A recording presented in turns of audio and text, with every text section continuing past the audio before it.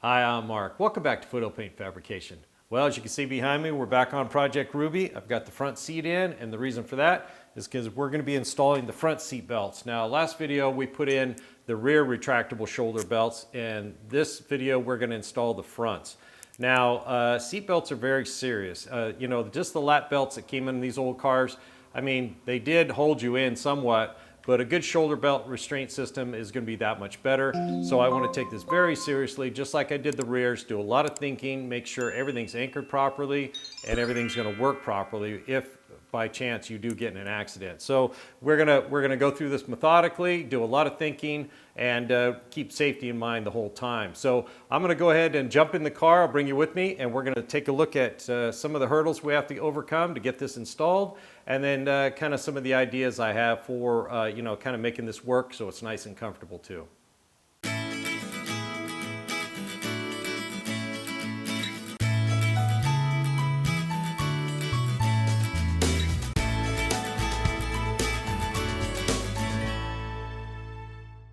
Okay, just give you a quick overview.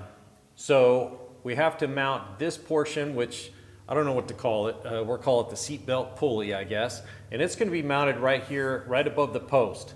So there's a hole here. There's just a big hole. I got the bolt stuck in. It's just hanging there. So that will be mounted over here, and the belt will drape down. And the other end is the anchor, and we're going to mount it right about here. So that belt kind of sits right along the post right here. And that'll be just like that. Now, the other portion would be the retractor, and we need to set this in right here, but it needs to go inside the cavity, the quarter panel cavity right here where the window is, so we have to build a box to set that in there. But ultimately, that is roughly how it's going to look. So let me bring you in close, and I'll show you some of the hurdles that we have to deal with in each part that we have to build today. Okay, let's start off with the easiest part of this whole project, I think, is going to be installing the plate back here. So we even have an access hole. So what we're going to do is build like a 3/8 thick plate, drill and tap it for that metric bolt, and then we can slide it through this hole and then plug weld it in place, and that'll give us plenty of strength right there. So that's the easy part. The other mount will be a little bit harder to get to. That belt out of the way. It's going to go down here. The problem is the door panel and everything the door jamb comes together right there, but I think we can still reach our hand in there and get that one done. So that one's going to be fairly straightforward too. But I don't know if you guys noticed through the hole right here, I have the power window that we built quite a few episodes back. The mechanism gets very close. So I've got the chalk line right there, and then that kind of outlines that motor. I only tacked that together when I first built it. I wasn't thinking far enough ahead to think, oh, the seatbelt mechanism may get in the way. I just tacked it together, got them working, and put them on the shelf for later. Luckily I did, because we may need to cut those tacks loose and rotate that motor a little bit farther out of the way, because this mechanism right here actually sits inside there. So it needs to sit right where I have that chalk line right there. It needs to sit inside there almost the whole way. And it's also going to be exposed to rain and weather and everything else. So what we have to do is similar to what we did on the package tray for the rear retractables, is build a box, put some sort of slope at the top, so if water comes down here, it'll drain off and won't try to get inside there. We'll make it watertight, and then we'll weld it right on here, so it'll be like a recess right there, and then this mechanism will sit down inside there.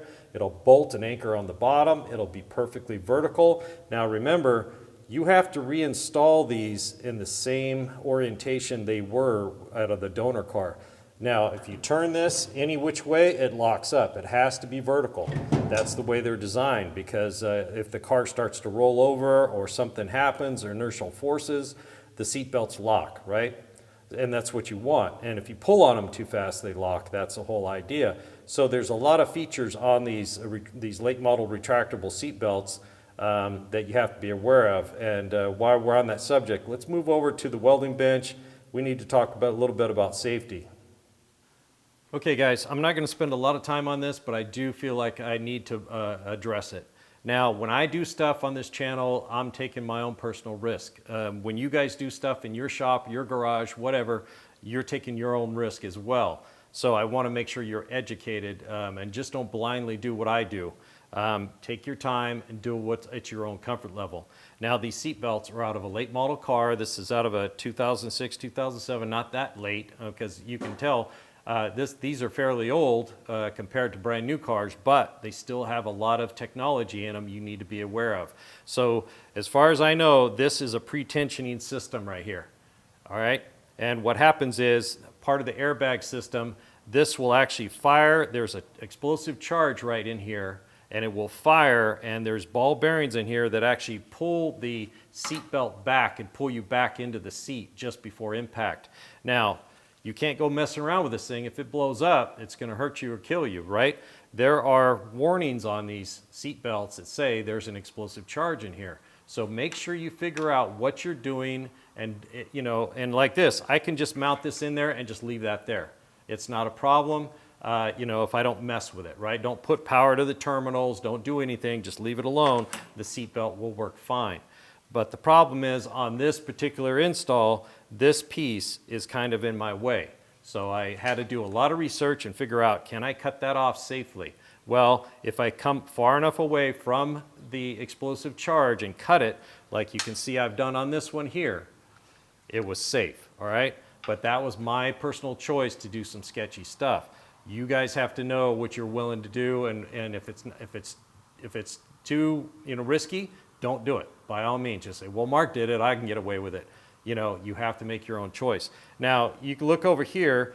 This is what came out of it, okay? So there was a spring down in here, and then this little white plug, and then the rest was full of these little steel ball bearings that slipped down inside here. So when that charge went off, it forced them around. I think there's a little sprocket in there that makes this belt spin, and it pulls you back, all right? Probably nanoseconds it takes to do it, but just enough to get you back in the seat just before impact.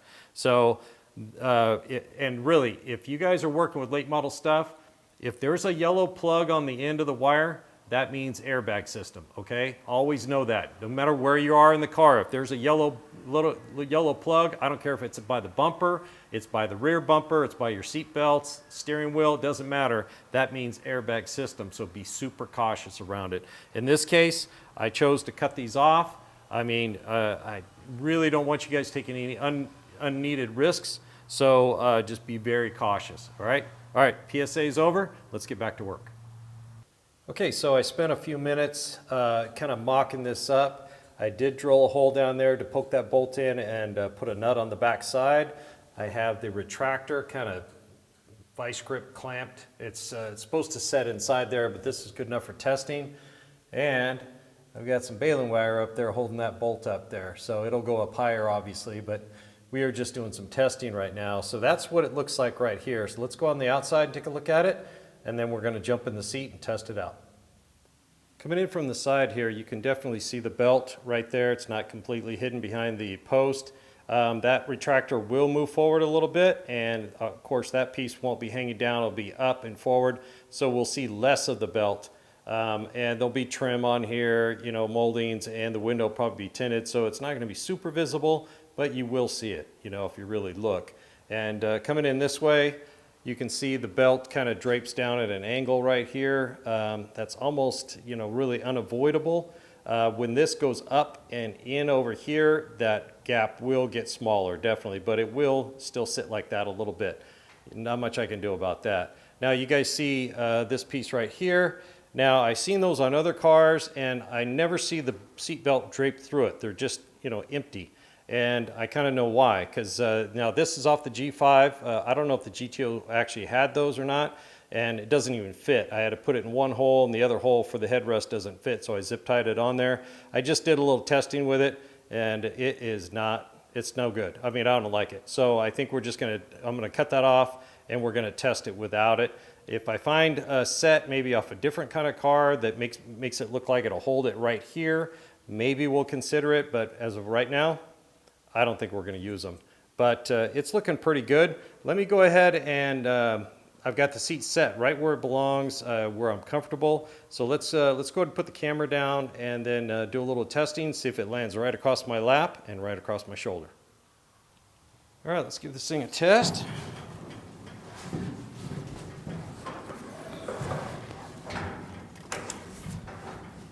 that worked pretty good. Now, obviously, I had to reach back a little bit farther to get the seat belt.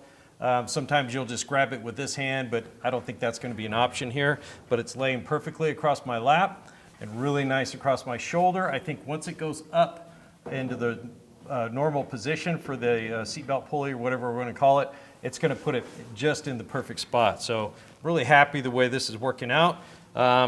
Yeah, I think this is going to work. So let's go ahead and get started on getting those anchors in first, and then we'll start working on those boxes. Okay, I already made up a couple of pieces for up here. That's a piece of 3/8. It's about 1 inch by 1.25 inches. And I welded it, I just welded a welding rod to it so I could fish it back there. The hole right through here, you can see I bent that out a little bit. It's kind of tight, so you kind of have to fish it in here. It took a minute to bend that rod right, but if you can see the cross right there and soapstone on that, so I know where to drill the hole. And then we can drill a couple of holes across, maybe diagonally, and plug weld that in. So it stays while we're putting the bolt in and out. So let me go ahead and get this drilled and tapped real quick with that 12 millimeter by 1.25 pitch, and then we'll be ready to plug weld these in. Okay, we got the plates tapped and we got them back there. I'm using a little bronze bushing right here on the bolt. Give me some room to get the welder in there. So I already drilled the holes up here, and we got this one prepped down here as well. So those are ready to go in. So let's get the welder out and get those on there.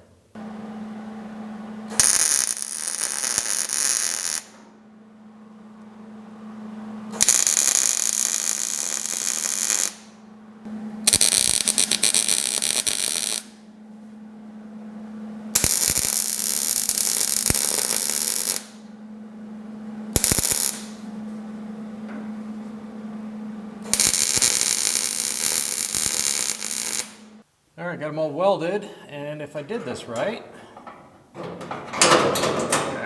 nice. Okay, so I did a few extra tacks right here because the factory welds it didn't look so great. It's all spot welded all through here, so I'm sure it's quite strong. But we got the uppers and lowers done on both sides, so time to move over to figuring out that retractor location. All right, guys, I'm embarrassed to say that this little cardboard box took me over 3 hours, maybe 4 hours to design. We had a lot of hurdles here. I had to be careful how far the glass came down so this didn't interfere. Then now the power window motor probably needs to be relocated. But I mean, this comes to right just under where it is right now. So we can make that work. Then the door jamb right there kind of pushed this over more than I wanted. And then the retractor has to drop in and then bolt from this side and pull up against here. So I had to make it so it would shed water, not get too high, be deep enough but not too deep, accommodate the door jamb, and move it over and still not interfere with anything else. So yeah, I just couldn't get my brain to wrap around everything I needed to do. There was a lot of moving parts. I finally did. But let's go over to the bench and I'll show you how it's going to work. All right, imagine this is standing up. So the actuator needs to come in like this at an angle. Come all the way down and then rotate, I hope. And then come on up and get that tab lined up. And then it'll be just like that. Now there's a tab right inside here that we'll put a boss and get that connected to as well. So yeah, so I had to move this portion out right here so the belt would run nice and parallel to the inside of the door panel and then exit at the top and not be at a weird angle or anything, so it actuates, you know, slides in and out properly. And then of course shed water and not be too deep. So I think we've got it. I don't know why it took so long. I guess I was having a bad day. I don't know, my brain wasn't working right, but I think we got it now. So the next step will be to go ahead and design this in Fusion 360 so like I can have this part done and, you know, the other side, and just make it easy to put together. So give me a little bit of time to design this. We'll get the CNC plasma cutter out and get these parts cut out. All right, if I did this right, should cut all the parts at once, nested together.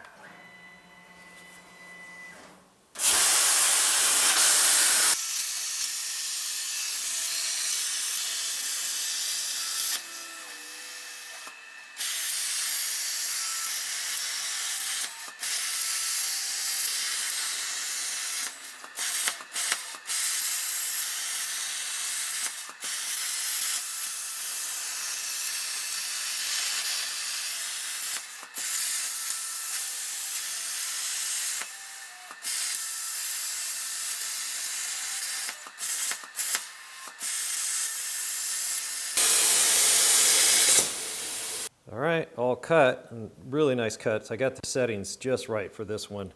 I don't know if you guys noticed, but when it was cutting, it made a little jog on this piece right here, and I had it put a little nick in 4 little spots because this piece needs to be bent. And so I just, in Fusion 360, I just put a little divot right there so I can line it up on the brake and just bend it instead of trying to match it up and measure and everything else. So yeah, looks like it's gonna be pretty good. Let me get these cleaned up and then we'll see if they fit together. All right, guys, got all those cleaned up and even went over to Dave's and bent this piece here. This is the bottom, the back, and the top. And this side fits in there pretty good. I'm not the greatest sheet metal guy, but I did pretty good. I have a hard time calculating how much to give for a bend, you know, how much it's going to eat up. But I think they're going to fit good enough for me to weld together. So that's what we're going to do, set the camera down, get these TIG welded, at least one of these built. I need one for each side, but we'll get one built, and then we'll move back in the car, and we have to kind of slide that up there and mark out, because we have to cut that panel to slide this in to recess that retractor. So let me get these welded up real quick and we'll get back into the car.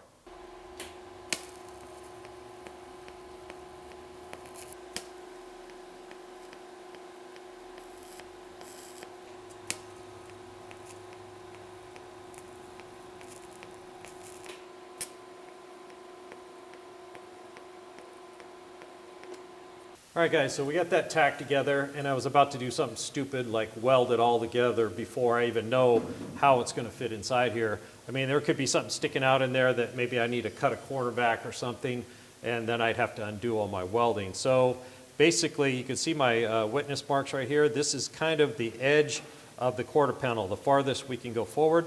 I got to double check that measurement before I start cutting, but it's going to basically go just like that. I'll make a cut.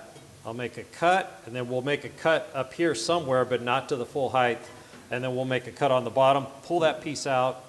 Then I can start sliding this in. Since this is an uneven shape here, not flat, it's basically impossible for me to, figure out where I need to make my cut up here. So what I'm gonna do is just keep cutting slowly and sliding this in farther and farther with this angle until this portion right here is flush with this flat part right here. And that's where I'll stop, and then we'll weld that completely right through there all the way around. But we're just gonna have to sneak up on it. That's just the way it's gonna be. Now, there's a hole right here, so I need to weld a patch, right through here. I need to weld that in. That way, when I make my cuts, I can cut right through my patch and not have to worry about, doing it later and then trying to fit a patch inside there up and next to this. So that would be very difficult. So I'm gonna go ahead and get some sort of circular patch welded in there, and then we'll start cutting on this thing. All right, we got a patch welded in there. It doesn't have to be super pretty. We're gonna cut through part of it. We just need to seal that up. And then I took the back off the template so I could set this down in here. This rises up here, and there's a little bump here, so it would have kicked the whole thing at a little bit of an angle. So hopefully we can get it in there and get it laid flat. So I just laid that up here, raised it up just a tiny bit, and used a Sharpie to give me my marks across the bottom and the sides. And then I calculated up a little bit. We're gonna make a cut across there. We're gonna land between this mark and that mark somewhere, but I'm just gonna chop that off, start sliding it in like I said, and kind of sneak up on it. So let's go ahead and get this cut and see what happens. Okay, let's see if she fits. Okay, we're hitting up here, so I can't slide it in any deeper. So left to right, it looks pretty good. Pretty happy with that. We got a nice tight seam on both sides. Although I can see a problem already. You see this bump out right here in the door jamb. I tried to measure that down through this hole, but obviously I didn't do a very good job. Let's see what that is. So that's 2.5, and we need 3 1/4. So we're 3/4 of an inch shy of getting this box to going in as far as it's supposed to. The only other option is to put a patch in here and move this whole thing over. That's an inch or so. But then the box is going to be over here, and then the belt will come out of it at an even more angle going across the window even more, which is what I'm trying to avoid. Yeah, I was afraid of this. But that's why we tacked this together, right? Didn't weld it. So I'm going to put the retractor in here and see how much room I have to give right here. I may round this over instead of a 90. Maybe I'll do a radius right here, and that'll give us just enough room to clear that. If the retractor goes inside there, it means I got to cut this apart and do this, rebend this piece, or we could just cut a notch out of here and notch that in and flop it over and weld it in. I'm not sure yet. Whatever the least amount of work. So yeah, other than that, I mean, it works like that, but it's just sticking out way too far. All right, give me a minute to figure out what I'm going to do, and I got to see where, when we put the retractor in, exactly how much room we can give back here, and then we'll figure out a game plan from there. All right, guys, I think I got it figured out. So I went ahead and kind of took some measurements down inside the car, what I thought would clear, and then I modified the model, and it looks like it's going to work. So I put it in the car, slid it in, and everything's working out. I tried the retractor inside here. Everything clears, so we're good. So what we need to do is we need to cut this apart. I need to take this piece off, hammer this flat right here. It's not going to be pretty, but you know, you're not going to be able to see it anyway, so I'll get it as flat as I can, and then I'll go back over to Dave's. I need to bend it here and bend it there, and we'll cut these ears off, and then it'll basically look like this when I'm done. So, I mean, it's not ideal, but it is a solution.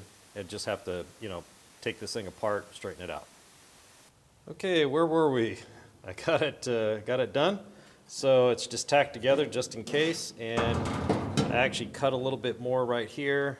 So it slides in a little bit farther, but you can see we need to go in a little bit deeper, and I do have just enough room in the back. I screwed up right here when I was cutting. You can see how that dips in. I should have held the blade at that angle, so it would have cut, you know, to follow that plane. So now we're gonna have to patch that hole. Once I do my final cut to get this to go flush, because this edge right in here needs to be flush on both sides, then we're still gonna have a little bit of a hole right there. But we're getting very close. I tested the retractor, and it does fit. Even with that little curve right there, it still fits. So we are getting there. I need to keep cutting and sneaking up on this till this it hits at the same time, but that just takes a little bit of time. So I'm going to go ahead and maybe take another 1/8 of an inch off here all the way across, and then we should be very close to having this flush, and then we can start. I'm just going to use the MIG welder to weld that in, I think, but we're not there yet. All right, guys, look at that gap, huh? Wow. Total luck, I'll tell you. A little bit bigger right over here, but not bad.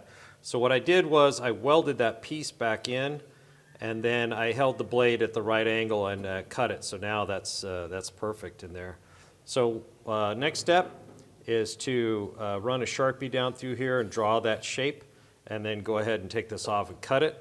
And then we're ready to go ahead and finish welding this box and then get it welded in. So I'm going to go ahead and take care of that off camera, and then TIG weld the box together off camera, and then we can move forward with getting this thing welded in here. All right, guys, got it all in. It's fitting really well. I did leave a little bit of a ledge right here, so it'll make it a little bit easier for me to weld with the MIG welder. And I welded a nut on the back side there for that tab, and I got it temporarily bolted here. It's just sitting in there right now, so it's fitting really good, and it is working. So it's going to ultimately just kind of go up just like this, and then we'll put something in the panel that goes on here with a little notch in it so that belt can exit. I don't want to cut into this and have it, you know, put a notch in there. So I think this is going to work. So next step is basically just weld that box in. So let me get that the retractor out of there. Clean up the inside of that panel real quick, inside the quarter panel, because there's all kinds of grinding debris in there, and I want to get it out. And then we'll get that tacked in place and get it welded.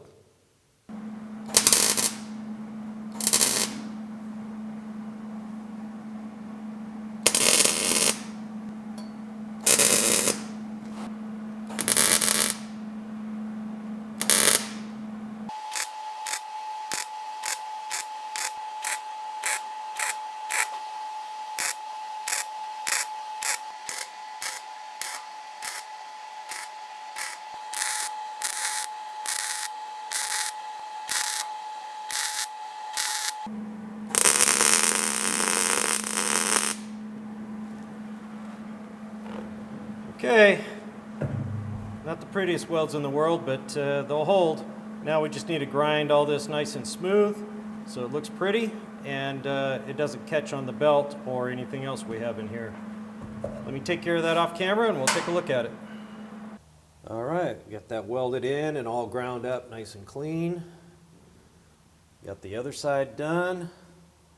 So let's go ahead and put one of the retractors in and the seat back in and see how it works for real. Okay, if I did this right, it should drop right in here just like that.